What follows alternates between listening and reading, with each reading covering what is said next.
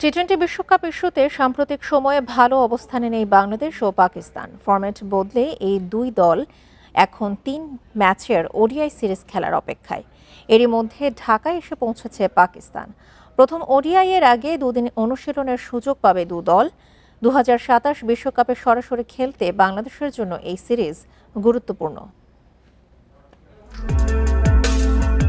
শাহিন শাহ আফ্রিদির নেতৃত্বে ঢাকায় পাকিস্তান দল তারুণ্য নির্ভর squad men in গ্রিনদের।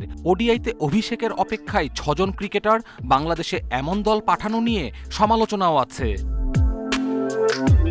Babar Azam না থাকা সবচেয়ে বড় চমক। এছাড়াও ফখর জামান, সায়েম আইয়ুব, নাসিম শাহ, সাদাব খান, মোহাম্মদ নওয়াজের মতো অভিজ্ঞরা নেই।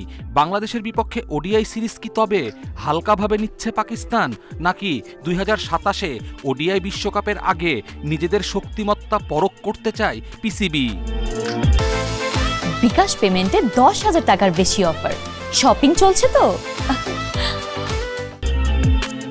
সম্প্রতি ক্রিকেটে ভালো অবস্থানে নেই পাকিস্তান। টি-20 বিশ্বকাপে প্রত্যাশিত পারফর্ম না করায় ক্রিকেটারদের জরিমানার মতো বিরল ঘটনা ক্রিকেট বিশ্বকে উপহার দিয়েছে পিসিবি। পাকিস্তান যে পরিস্থিতিতেই থাকুক, বাংলাদেশের অবস্থা আরও নাজুক। টি-20 বিশ্বকাপ বর্জনে মানসিকভাবে স্বস্তিতে নেই ক্রিকেটাররা।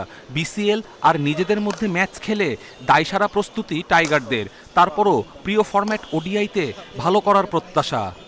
ইন্টারন্যাশনাল অ্যারেনাতে আমরা অনেক একটা গ্যাপ হয়ে গিয়েছে। এই জায়গায় পাকিস্তানের মতো দলের সাথে 50 ওভার্সের ওডিআই, যে ওডিআইটা আমরা র্যাঙ্কিংয়ে এখন অনেকটা তলানিতে আছি, তো সেই জায়গায় কতটুকু পারফর্ম করে এটাও দেখার বিষয়। একটা অ্যাডভান্টেজ আছে যেহেতু হোম সয়েলে খেলা, মিরপুরে খেলা, তো এই জায়গায় পাকিস্তানও নতুন অনেকগুলি খেলোয়াড়কে নিয়ে আসছে, সেই জায়গা থেকে একটা অ্যাডভান্টেজ দেখা যায়।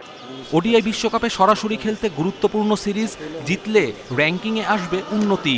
পাকিস্তানের অপেক্ষাকৃত দুর্বল দলের বিপক্ষে সেই সুযোগ কাজে লাগাতে পারবে তো লিটন, মিরাজ, শান্তরা?